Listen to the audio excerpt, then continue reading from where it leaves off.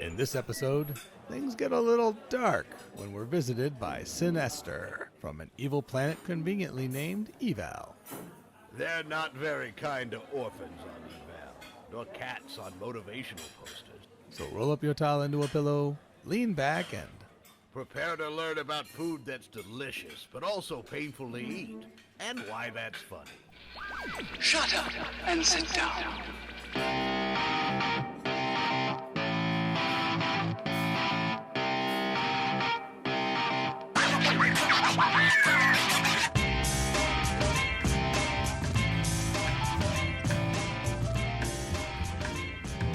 Welcome once again to the Hitchhikers and Appetizers podcast, coming to you, as always, from Millyways, the restaurant at the end of the universe. I like to say that so it sounds like an ad, so maybe we'll get even more from that. In any event, we are here in booth 42. I am, of course, one of your hosts, Horatio Zinn. I am here taking up most of the booth, making sure the sauces are properly sauced and spiced. I don't want to forget, I'm also here welcoming for your ears, because I know him and he knows where he is. This is Trellis Gardeen. Thank you for that introduction, Horatio. It was very generous. Didn't want to let people forget about me. No. In an audio format, I can see how I might be able to get forgotten. Yes. But in a visual format, there's zero chance that anyone would forget this face. No, especially if they get a hint of the glare as the light hits your skin. I'd like to call it a glint. I think it's a glint. I don't know if I'd call it a glare. A little bit. Well, you don't have the lens flare skin turned up right now, so that's good. No, I don't. That's blinded many a guest. That is only for entrances. Oh. I use the lens flare skin only for entrances when I walk into the room. Draw a little attention in case someone's not paying attention to the fact that I'm entering the room.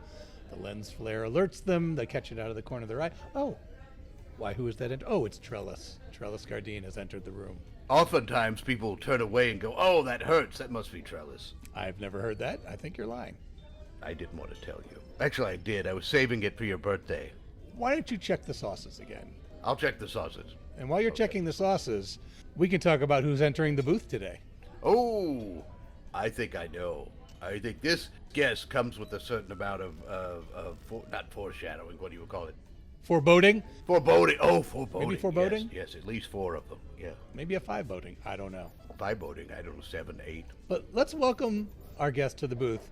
Would you like to introduce yourself? Yes, it is I, Zinn Ester. Hello. Zinn Ester. What a friendly name. That's right. Oh, thank you. Also, I just love the air of sulfur you have around you. I sprayed it on before I came in. I thought it would give me a nice, a whiff, so to speak. I didn't know what the proper protocol was for a dinner like this. Actually, my friend Kelvin has a lens flare skin he likes to wear. He almost lent it to me. I thought it would be a bit too much. I just went with the sulfur. It would. The combination of sulfur and lens flare, that's combustible. Yes. That's true. Yes. That's illegal in some spaces. Not necessarily whole planets, but areas. And I think it's a rude first impression, don't you? It does make quite a first impression. It can be. Personally, have never adorned myself with sulfur or sulfurous odors, but Not intentionally, anyway. No, well, not intentionally. No.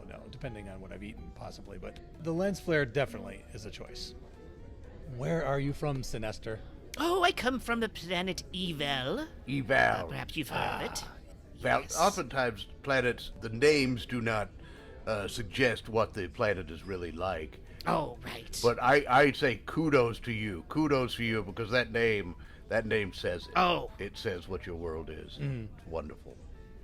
Oh, yes. I mean, we lean really hard into it. It's just different people have different impressions of what that would mean. I mean, in our case, it's a beautiful planet, I think. It's gorgeous. It's the blackness of it is just it fills your eyes with void. Oh. Now, when you say blackness, do you mean actual lack of light or blackness of soul? That's a good distinction. I mean, a little bit of column A, a little bit of column B, I'd say. Sometimes it's a shiny black, like an obsidian black, which I think is quite lovely. And sometimes you don't know if you're staring at an object or into a black hole. Spoiler, it's not a black hole because our whole planet would implode into it, but still. Is there any red in there? Because to me, red is an evil color as well. It just seems evil. Yes, red spattered all over the planet. It's like it just seemed right. Just seemed to make sense to me. Yes. Well, Horatio, are you really sure that red's an evil color? Because the majority of those sauces that I see you checking on your plate are red, and I wouldn't call them evil. I don't know that the evil always extends itself when it's food. I'm just going to throw that out there.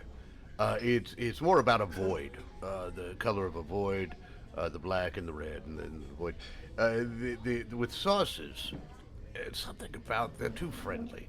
I'm not sure there is actually an evil sauce.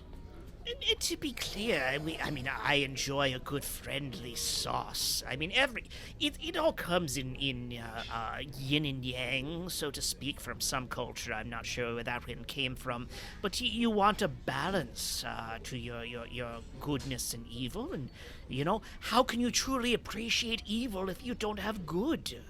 That's true. Sometimes you just can't avoid the good. You have to have it. So true. And how can you, much like in our booth, how can you have good looks without bad looks in the booth? Absolutely. Right? Am I right? I mean, the two of you make me look so much worse. It's wonderful. You think you honor us. You're on. Wait. You're saying Horatio makes you look worse? Okay, neutral. Neutral. Oh, good. I was afraid something was wrong with your sight. We'll call you neutral good looking. How's that sound? Neutral good looking. Yes, not a chaotic good, but a neutral, yes. We have chaotic, ugly, neutral, good-looking, and I don't know, what would I be? Virtuous hotness? How about apathy? That would be another. No, that's different. Something. I think that's whole different experiment. It's a different scale entirely. I just wanted to make sure to describe you for our listeners so they know. Yes. First of all, the pointiness of your features, the horns on the head. Oh, yes. It's claws. Cloven. The horns on the top, the claws all over the hands and feet. I mean, it's a lot of...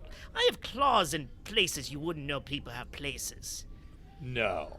What purpose do they serve? Yes, mostly decorative, honestly. I had a few installed. I felt like I could always use... Did you go to Glandar for those? Yes. Oh, nice. I did go to Glandar. Yes, wonderful people. Great work. Yes. I'm always glad to see a happy customer. Yes. I left most of them alive when I left. Oh, how nice. That's very, very generous of you. No.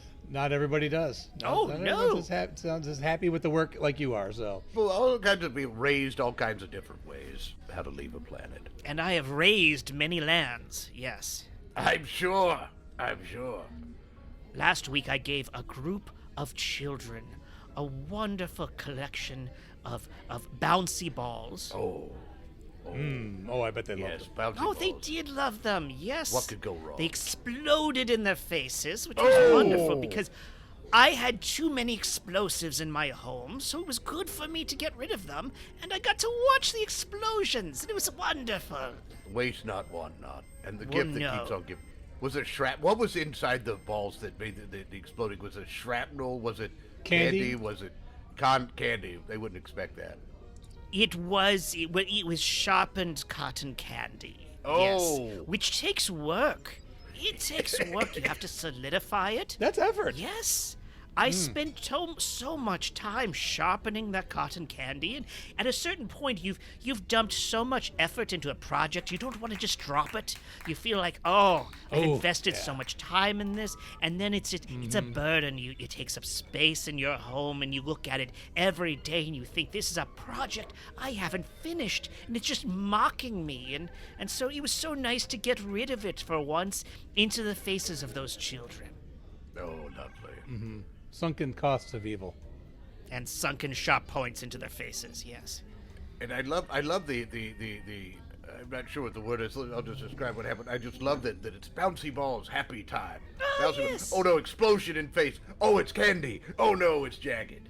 Again, it's all about balance. It wouldn't be fun if they were shaped like, spikes to begin with, and then spikes came out of them, and then, it's spike overload. What's the fun in that? You may have been reading my mind, Sinester, because I was just thinking about a ball pit with spikes at the bottom of it. Yes. Perfect. Yes. Fun. Well, it starts out, you're running up to it. It's like, I'm going to have so much fun. You jump in. You're still having fun. Eventually, you're not having fun. That's as true. Your life needs variety.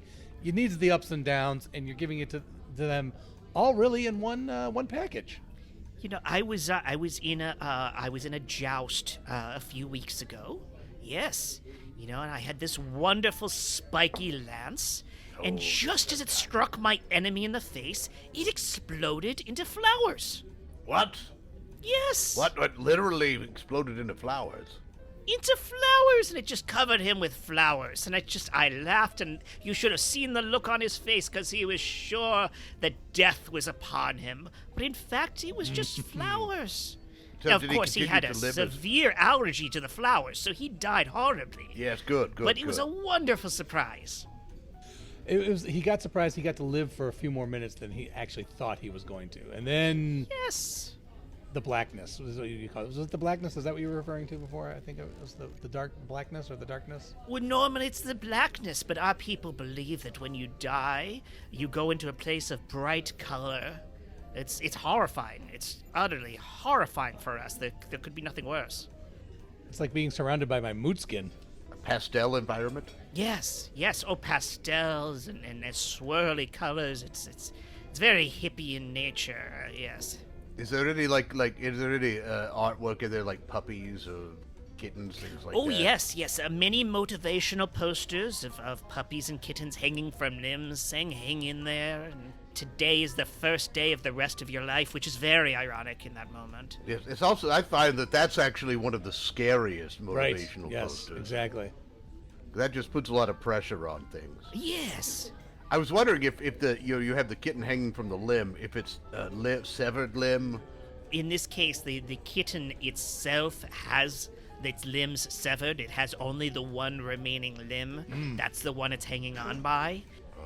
It's trying really hard. It thinks, I might just have a chance here. But of course it doesn't. It's going to die in moments anyway, but it's trying really hard. But know yet, it's going to fall. It's still fighting to the end. It is, yes. In my head, I can see it, and I can hear the pitiful cries of the kitten as well. How motivating is that? How motivating? Yes, exactly. It's hilarious and motivating. That's the kind of thing that if you had a page-a-day calendar or something, and you rip that you say, it's going to be a good day. It's going to be a good day. Oh, yes. I can face anything. Yes. You might not actually even move to the next day, even though the days are actually changing. You're just going to leave it on that one for a while. It makes it almost good to give those calendars to people, because honestly, what's more evil than giving someone a calendar, one of those once-a-day calendars that they have to put on their desk? They already have a calendar on their computer screen. They know exactly what date it is. It takes up no space, but now they have a responsibility you've given them every single day. And they'll forget about it for several days, and then for some reason they'll feel terrible about themselves for having forgotten to change the day several days in a row, even though it's inconsequential and meaningless, and yet they will judge themselves for their simple mistake and think, gee, what a failure of a person I am because I am unable to rip off a page consistently once every day. What is more evil than a gift like that? That is insidious.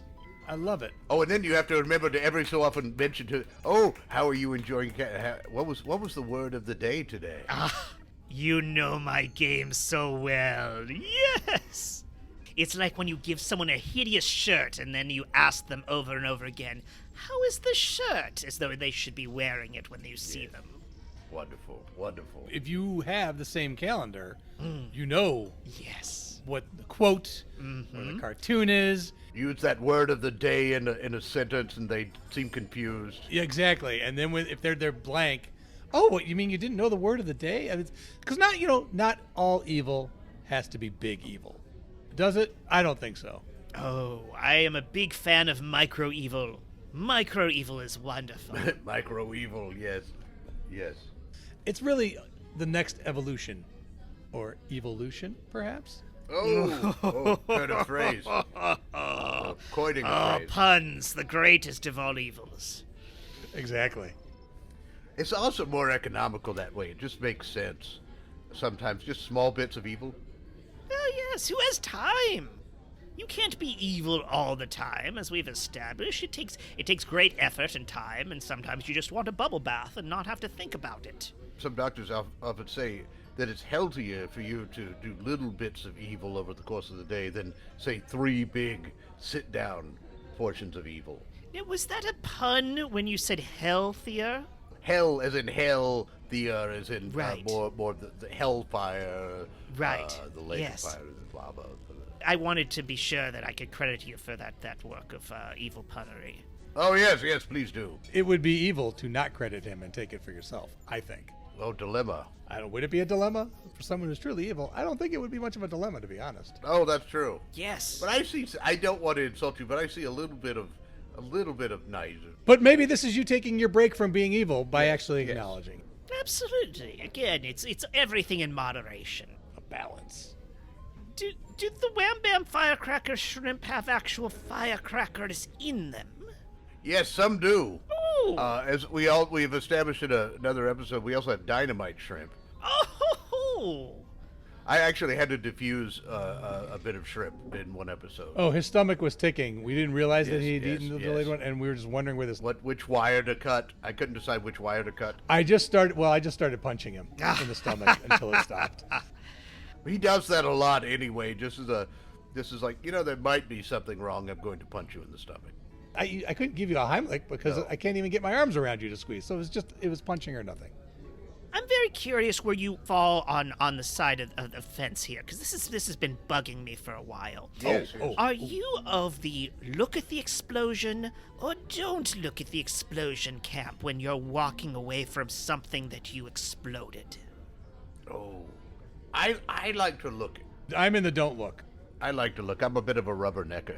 Yes, I feel there's this established idea that, you don't need to see the explosion. It doesn't matter to you. I know some people, the idea is, you see so many explosions, it's all about, I'm blowing up this planet of orphans, and it doesn't even faze me. But where's the fun in that? Why am I blowing up a planet of orphans if I can't enjoy seeing their limbs fly through space?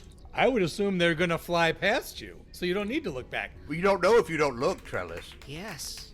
To me, if you don't see the carnage, it's just hypothetical. Really? How many planets of orphans have you actually blown up, Horatio, that you can make that comment? Oh, I haven't done it myself, but I have financed it, so. If an orphan blows up in the woods and no one is there to watch, has it made a scream? That's true. That's true.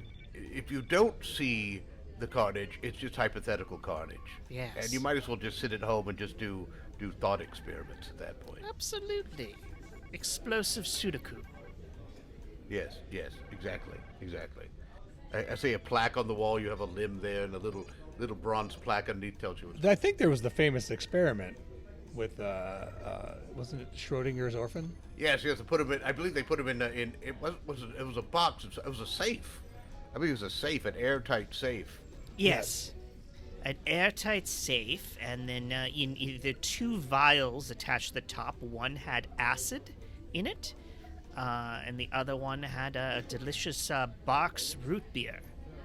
Well, the funny thing is that no matter which one it got, the poor thing was stuck in the box. Oh, yes, and it suffocated either way. Yes, that's the important part. Yes. So it's more about, did it get to enjoy a nice gulp of box root beer before it died, or did it burn from acid? And I enjoyed the idea that you don't know, did it stop banging on the wall? But you don't even know if there was an orphan in the box, though. Oh, The experiment I saw. No, I put the orphan in the box. Oh. I was very particular about making sure the orphan ended up in the box. Yes. You were very controlled. Okay. Every time I carried out the experiment myself, I recorded video of me putting the orphan in the box. I wanted everyone to be very clear on the fact that that orphan was definitely dying in that airtight safe. Okay. I think that may be disrupting the original the original spirit of the experiment. That's evil to disrupt the spirit of it. It's like the trolley experiment. There's a dozen, thousand variants of it, all of which include someone dying horrifically. It's just Space trolley? The space trolley experiment? space trolley, yes. You put a trolley on someone's face, or use their face as a trolley? I said space, not face. Oh, I thought a face trolley would be a bit of torture, too. Have you ever had a trolley run over you? Repeatedly? Not over me, I but have of not. several orphans, yes. Yes, good. I put the orphan in the safe. I put the safe on the space trolley, and then I ran the space trolley over the faces of several orphans. And I didn't even make a decision about whether to pull a lever. I lined them all up on one track. There wasn't even a lever to pull. Was there, I was wondering, did the orphans know each other? Did the orphans rolling over the other orphans know each other? Oh, yes. Pardon me, I'm sorry. I felt a little compassion trying to come up through my throat there. Let me douse that. Ugh, gross. Yes. No, they were siblings. It was a family. That was partially why they were not adopted, because no one ever bothers to adopt entire families. No, that's too much trouble. Yes. Also, you know that if you adopt siblings, you know that they're going to scheme against you. Oh, yes. That's the thing. It's a losing game. You're immediately outnumbered. I do admire that. Actually, I allowed these siblings to live much longer than many of the other orphans. Oh, really? But eventually. But I will say, I did attach a box root beer dispenser to the front of the trolley. So as it rolled to them, they all got a lovely drink of box root beer before having their faces run over by the space trolley. But you know what the cruel thing would be if you made it diet root beer. What? But you didn't change the label. Oh, perhaps you are more evil than I. That's Regular root beer, but in a diet root beer can? Is that what you're trying to do? Say? No, diet root beer, but in a regular root beer can, so they think that they're getting regular root beer. Oh. Well, either way. Well, then it's Schrodinger's root beer, I think. That's true. Really Which is it? Is it diet or not diet? Is it even root beer? I did not like Schrodinger's root beer. I tried it, and I went right back to Barks. I had a whole Schrodinger's refrigerator at one point in college. Well, it was after college, too, a little bit. Yes, just you didn't know in there what was going to be. Oftentimes, because I had roommates, you did not know what was going to be in there or not there. Growing up with struggle meals, as they say. Yes, Although yes. I like to make every meal a struggle meal. Yes. Sometimes you get those refrigerator experiments where food's been in there so long it's transformed into something completely entirely different. How does that enter the equation for Schrodinger's formula? You know, is it in there? Is it not? You know it's in there, but if it gets consumed with mold, is it really there anymore? Is it still what it was? I don't know or care. Oh, perfect answer. I just wanted to also clear up who the. Well, if it was an orphan in the refrigerator and they decomposed. Ooh, now you have my interest piqued. It's the old orphan in the refrigerator gambit. Yes. I gotta keep your interest. I know, because you definitely seem to be fixated on orphans. I'm not sure why. Can you get a little bit into that? It surprised me too, but now it seems to be my thing. Yes. I think You can't help it. It follows you they're around. a wonderful target. I think so. I mean, who outside of my people doesn't love a good orphan? Oh. Well, actually, I suppose nobody does. Honestly, I think that's kind of the point, right? If they were likable or anything, they wouldn't be orphans. Then I suppose it's just the basic comedic premise of beating down on someone who's already been beaten down upon. I mean, everyone sweet. agrees that that's funny to punch downward, correct? Oh, of course. Oh, no, what's even funnier? What's even funny? Stomp downwards.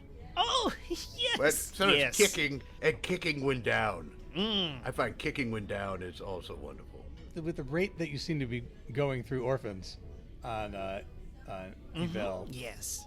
With as much as it's known for its bad planning and disorganization, I gotta believe there's a lot of orphans on Schenectady.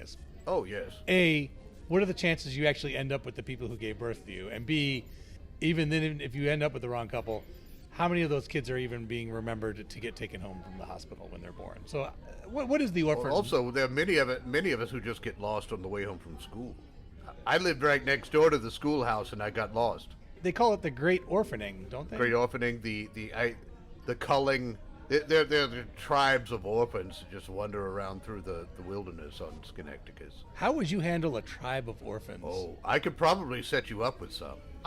Yes, our government has actually been in talks with the government of Schenectady. The talks are very difficult because the communications are incredibly unreliable. Also, knowing who's actually been elected is because the counting of the votes is it is not efficient.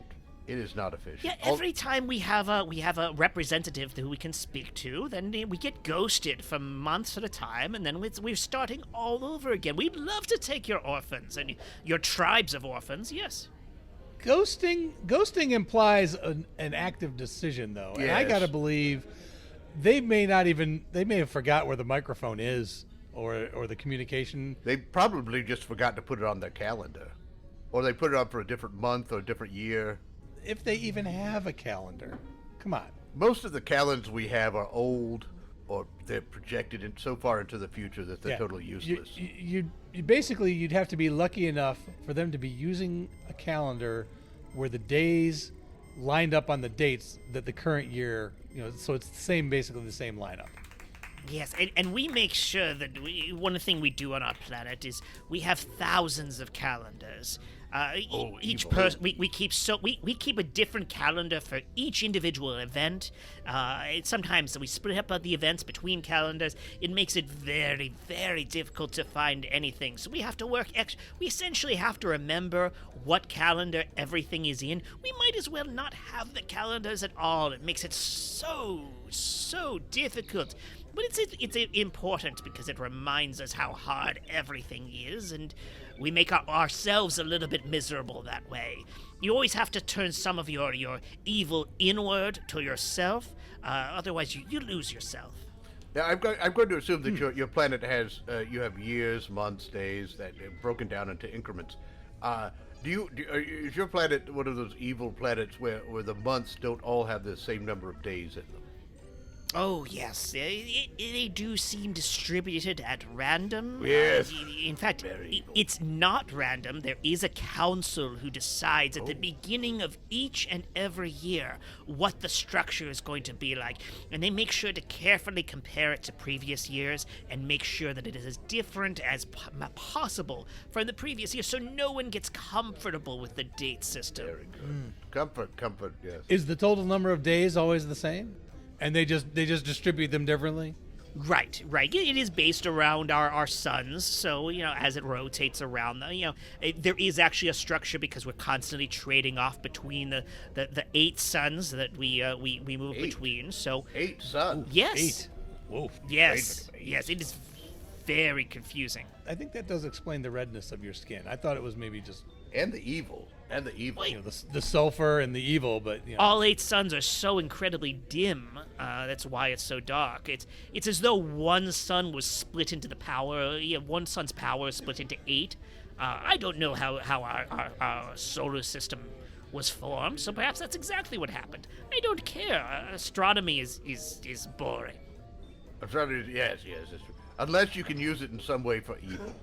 Oh yes, then it's very exciting. If you come up with any ideas for how I would do that, please let me know. I think it's one of the most evil things. I think it's a wonderful game or system, systems like is the whole astrological is getting people to actually listen to you, tell them what their lives are like, what they feel, etc. Just because you know what day and month and hour they were born. Yes. I don't know if I said astronomy or astrology before, but yes, astronomy's boring. Astrology. Yes, astrology is wonderfully evil. Yes. Especially when you could say, oh, well, why don't I feel the same as my twin? Or I feel the same as my friend who was born the same month. It's like, oh, no, you're in a different phase of the moon. That's why you're an idiot.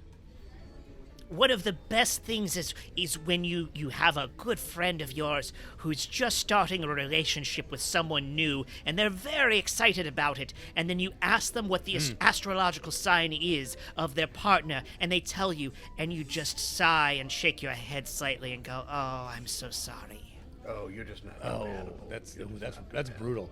Pulling the rug out from underneath their love life. Nothing more than delicious. That's wonderful. The romance industry Yes. must be very big on your planet, or the anti-romance, I suppose. I'll just say, one time I was punched in the mouth, and Only once. well, no more than once, and the blood was in there, and I thought that was unpleasant. And then I added a little bit of strawberry preserves to it, and it was wonderful. And I said, "Punch me again, punch me again." I'm not gonna lie. I took a free shot. That was when I was Yes. defusing the appetite in his stomach. I'm admitting it now. I let one. I said it was an accident, but it really wasn't an accident. Right into the chops, right into Horatio's face, because he had annoyed me. He had annoyed me just one too many times with his sauce talk, and I was just like, just zip it already. Yeah, that's why I got so mad. Yes, that makes sense. Because you rambled just like you did now about it, and I'm getting ready to punch you again. Oh, good. Right now. I'd love to see this. We're not. That's what it was. I was trying to remember what led up to it last time, and it was the rambling. I don't know. I feel like Sinester's presence in the booth has made us a little bit more adversarial. I think today. so. It's wonderful, but in a whimsical way. I don't know what's going on, but in a whimsical way. I do have that effect on people, and it's wonderful to me. Always entertaining to see the effect I have. Oh, it's wonderful. And I'm sorry, we're running out of time. Oh dear. First of all, I just wanted to know if you could maybe perhaps leave a little bit of that whiff of sulfur here, just to remind us of your presence. Oh, And absolutely. the wonderfully evil experience we've had today. can we bottle that? I do sell it. I brought a couple Oh. sample bottles for you, so that you can sample the product and hopefully purchase more from me. I'm sorry, but that sample is not nearly large enough to cover Horatio. No. It is not, and Are you that kidding was me? the intent. Yes, but I have plenty more you can buy. Ah. Yeah. Also, if you're interested in selling the sulfur products yourself, I do Yeah. have a program. You can sign up under me. You can spend That is incredible. Is $300 to become a reseller of the sulfur products. this a pyramid kind of It situation? is pyramid shaped, yes. I would say maybe more like a pentagram. A pentagram. Oh, yes. Well, you're correct. There are multiple pyramids. They all connect at the middle, and they work their way outward, and into each of the people at the tops of each of the spikes makes vast amounts of money. It's those inside in the area. That are trapped. Yes, They're trapped forever, Yes. never to get out. in that void. If you have home offices for your company that they're shaped that way.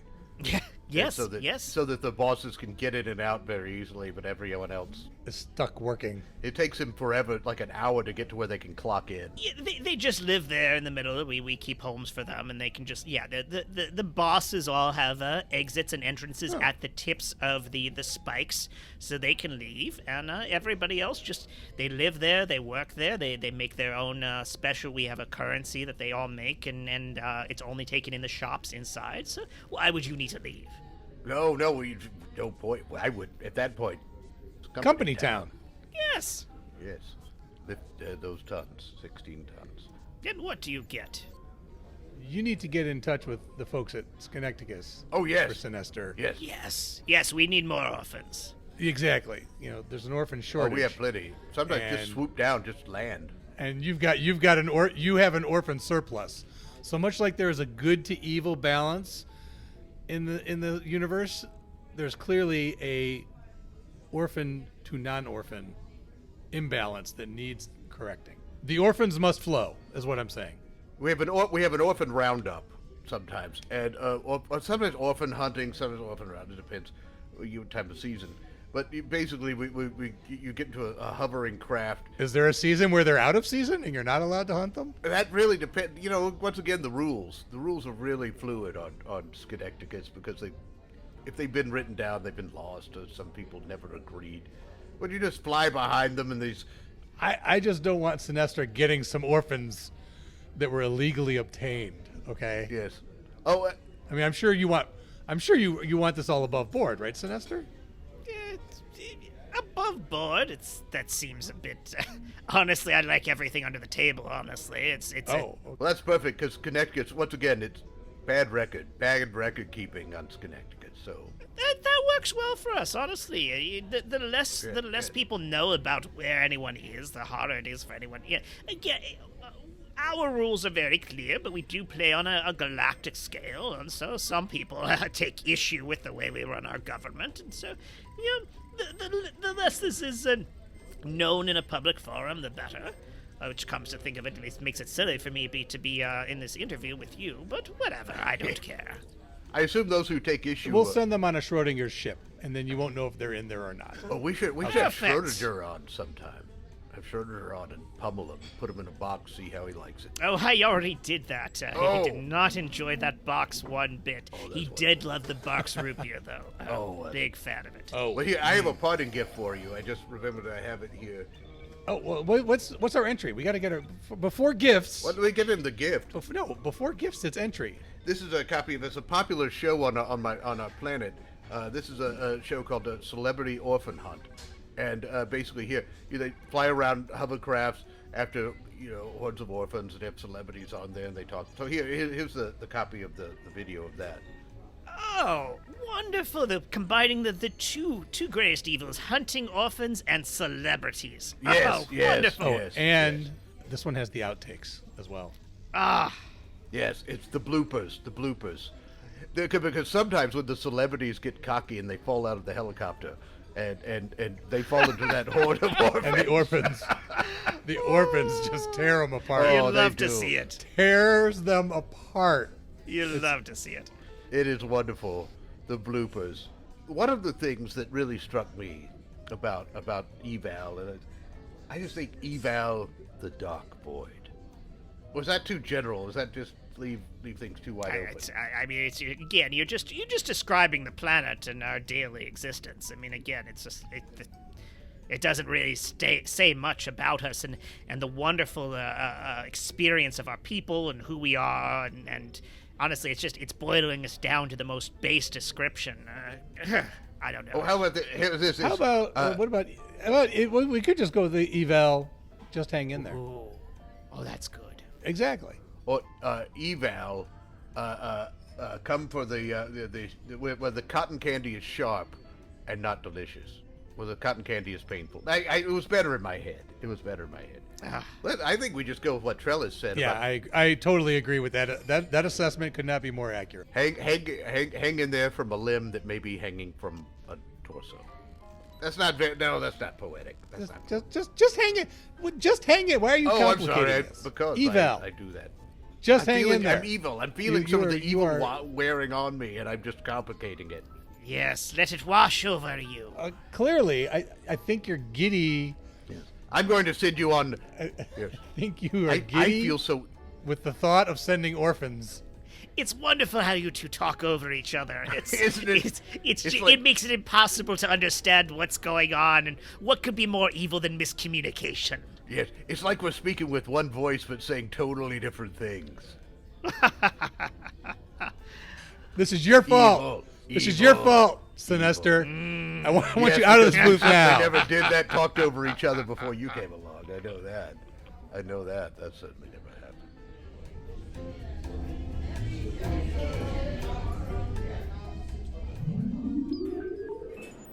Thank you for joining us for Hitchhikers and Appetizers. And of course, special thanks goes to our guest, Sinestro. I have been Trellis Gardeen. And I continue to be Horatio Zinn. Until next time, keep your towels clean. And if you accidentally shrunk your kids to the size of ants and they're lost in your backyard, it's a great excuse not to mow the grass. So don't panic. Everything you heard in this episode was improvised, but not everything improvised was heard. This episode of Hitchhikers and Appetizers featured the voice talents of Mike Gorgone as Trellis Gardeen, Bran Peacock as Horatio Zinn, and Jarrett Lennon Kaufman as Sin Ester. Finally, Hitchhikers and Appetizers is part of the Improv in Action Network. Check out other great improvised podcasts and projects at improvinaction.com. If you'd like to reach out to Trellis or Horatio, you can send electronic messages to them at our Galaxy address, hitchappspodcast@gmail.com. Or you can find them on Twitter with the handle hitchapps. And before you go, we here at Hitchhikers and Appetizers would like to announce that we're now a featured podcast on Newsly. Newsly is an all-in-one audio super app for iOS and Android. It picks up the most trending articles on the web on topics you choose at any given moment and reads them to you in a natural human voice. For the first time ever, the entire web becomes listenable, all in one place. Browse articles from topics you choose and start playing. Stop scrolling, start listening. You can follow any topic as specific as you like, from sports, tech, business, science, Bitcoin, or even the Kardashians. We here at Hitchhikers and Appetizers won't judge you, to your face at least. Newsly will find you the latest articles and read them to you aloud. And they have podcasts as well. Explore trending podcasts from over 80 countries. As mentioned earlier, our podcast is there too. I started using it as my default podcast app. They even have digital radio. Download and use Newsly for free now from www.news. Shut up and sit down.